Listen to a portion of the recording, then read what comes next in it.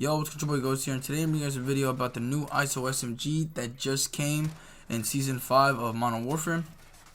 This and another weapon called the A994 were just introduced yesterday, or I guess last night. And I already unlocked it, and I already had a chance to use it in Warzone and multiplayer. So I'm here to give you guys the best attachments and what it can and can't do. Now, I'm not going to lie, this weapon right here, it gives me Fennec vibes. It really feels very similar to the Fennec. There's like a few factors that make it its I guess own unique weapon. But yeah, we'll get into that shortly. So that being said, let's get into the recoil pattern. And here we have the base ISO's recoil pattern. It's actually very accurate when I did it here.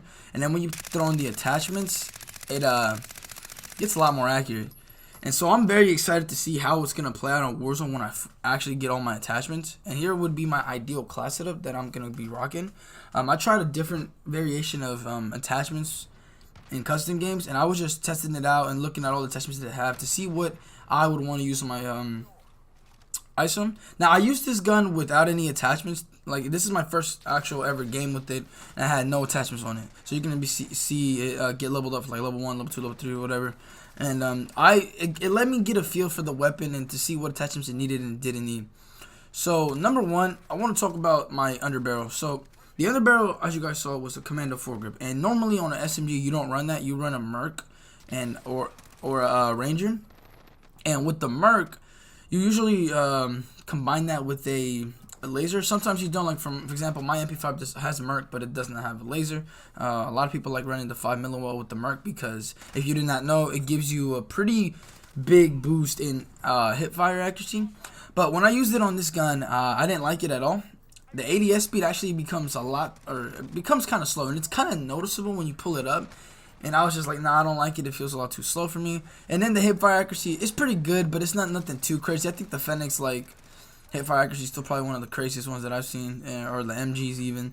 But I don't know. I feel like you could be better off without going Merc and 5mm. Now, I did also use Merc in TAC laser, and the ADS speed is actually pretty good. But the problem is the hip fire just doesn't feel like it does. Like, it doesn't do anything. Like, maybe accuracy wise, it's better off than the commando, but I'm going to be rocking the commando.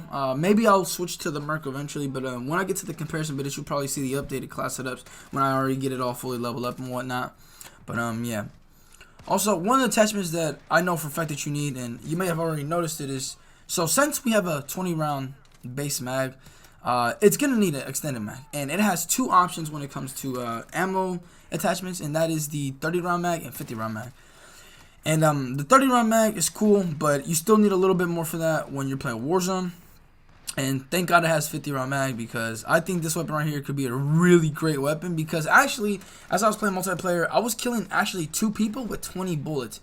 And I don't know, I was very surprised, because this weapon right here, man, I'm telling you, I think this thing could be it. And I'm not just saying it for the video. I think it could be it. Like, it has the great damage. I think it has some of the missing components that the Fennec did not have.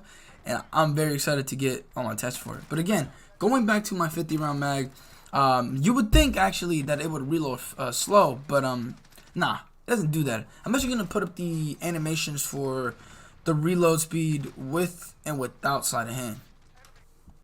And here we have the actual reload animation without sleight of hand. Bro, and I'm telling you, I don't even think this clip right here gives it justice. Like, I'm telling you, this thing reloads pretty fast without it. And here is the one with sleight of hand, and as you can see, it's really fast, but the other one wasn't that bad. And you can get away with definitely reloading in the middle of a gunfight when you're either in Warzone or multiplayer. I was genuinely shocked at how fast it was, because if you realize things like the MP5 and the Fennec, their reload speeds are actually pretty slow when it comes to their 45 and 40 round mags. And sometimes I run sleight of hand personally on my MP5, and on the Fennec, I even had a class setup where I ran sleight of hand. So obviously, it's a personal preference if you want sleight of hand. Honestly, I think that's an attachment you probably do not need, simply because, again, it already reloads fast enough. And yeah, I feel like you just be wasting an attachment slot, especially when you can get like a rear grip or stock or something else. And actually, speaking of stocks, one things that this SMG has is the F-Tac. The F-Tac collapsible. It's not specifically called that, but if you know the MP5, everyone knows about the MP5. But the MP5 is this attachment called the F-Tac collapsible. It's essentially the no stock for the MP5, but I don't really. It's a lot better, I guess. And this gun actually has that attachment. Now I'm not sure how it runs with the gun. I'm not sure how it's gonna play out. I'm probably gonna experiment with it eventually. But I just figured I wouldn't want to rock it, especially because it already ADS is pretty fast and it has great mobility. But maybe that F-Tac is gonna be great. If you would like to try it out, I actually probably recommend it for you. Maybe try building it just like the MP5, and it'd probably be just as good actually. I don't know. Again, I can't wait to do these comparisons. Comparisons coming next week, by the way. But because I'm gonna be experimenting a lot with this weapon, because I want to see what it can and can't do. Obviously, I've only played with this for a few games, a few Warzone games, and so I can't really fully understand what this gun is capable of. I know the specifics of it, I know the basics of it, but I don't understand the full capacity of it because I haven't actually really done a lot with it. But now I also want to talk about the barrel. So one thing's that this barrel, or I guess. No, this gun specifically has it has another one of those barrels like how the MP5 and Fennec does, where you put on a barrel and it takes away the ability to put on a muzzle. So like that would be the monolithic integral for the MP5, the subsonic integral for the MP5, and then the CLR deadfall for the Fennec. You guys might be familiar with those attachments. Well, this gun has.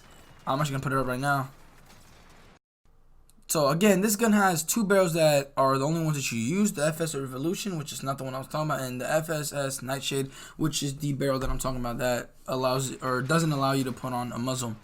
Now, again, so when I did the Fennec video, and I did the whatever barrel it had and the monolithic suppressor, people were telling me that wasn't the way to go, and I was just like, I don't know. But so I guess the ZLR Deadfall was the better option, and with the MP5, the monolithic integral is definitely the better barrel, and it's way better than having the monolithic suppressor. So with this gun, I'm just gonna go on a limb and actually use the Nightshade because I just think it's gonna probably be the better option. Again, personal preference. Maybe you see the FSS Ranger and the monolithic a better combo, but again, you'd be taking up a attachment slot instead of like you wouldn't be able to get like a stock or a grip. And I don't know. Again, that's all up to you guys. It's all about personal preference at the end of the day. I don't know. Like everyone's gonna find a way to build their own gun. I'm already like thinking about how I'm gonna build my weapon because I want it to be as effective as possible. Obviously, right now it doesn't really mean a lot because most of the actual close range guns that I'm gonna be facing is gonna be the FAL. Because if you did not know, the FAL actually did not get nerfed, or the Bruin. So that's a very sad thing. Apparently, I think it's gonna come out. Those patches are gonna come out a little bit later in the season, which I'm not really happy about. Yes, it'll get done eventually, but I really wish that the guns were nerfed already because it's just not gonna be a fun like half of the season. I know for a fact. I'm still gonna pump out content though. It doesn't really matter to me. But yeah. So I'm pretty sure that's all I really have to say about the ISO SMG. I know a lot of you guys probably don't have this yet. I was just fortunate enough to have 24,000 COD points from a previous thing that I bought. But yeah. So again, I mean, once you get this SMG, let me know how it feels. Maybe some of you guys might actually get it very soon. So I don't know if you want to come back to this video after seeing it in a few days to tell me what you feel about this gun. Let me know. Or if you just want to save it until the comparisons are gonna drop in a few days, then yeah. But anyways, thank you guys for watching. I'll see you guys later. Peace.